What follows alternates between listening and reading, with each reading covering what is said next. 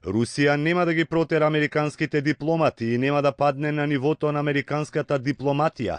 Владимир Путин го изненади светот откако сите очекуваат дека Москва со иста мера ќе одговори на одлуката на Барак Обама.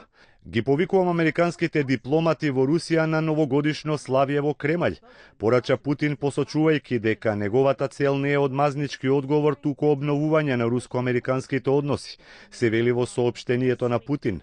Гестот на добра волја рускиот лидер го зачини со честитка до американскиот колега Обама. Штета што администрацијата на Обама на ваков начин ја завршува работата, но без разлика на се му посакувам срекна нова година, нему и на неговото семејство.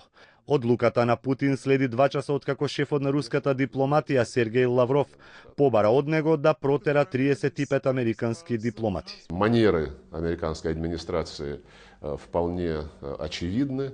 Манирите на американската администрација се очигледни. Дипломатските представништва служат за децата да се одморат за време на празниците, но тие ги нарекоа шпионски гнезда.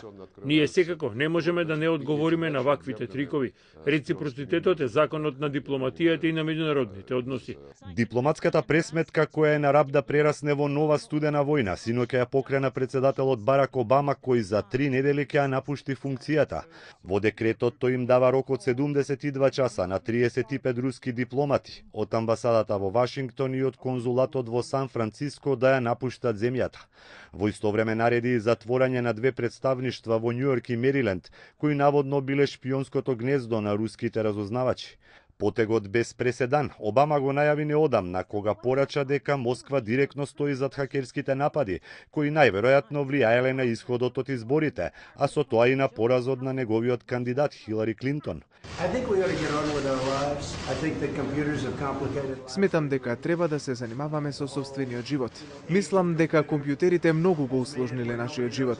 Целата ера на компјутерот не донесе дотаму што никој не знае точно што се случува. Потегот на Обама го става Трамп во ситуација да мора да одлучи дали ќе ги поништи мерките откако ќе ја преземе функцијата на што има право, или ќе остане доследен на актуелната политика на демократите, кои според аналитичарите на вистински начин ја заокружиле 8-годишната неуспешна политика кон Русија.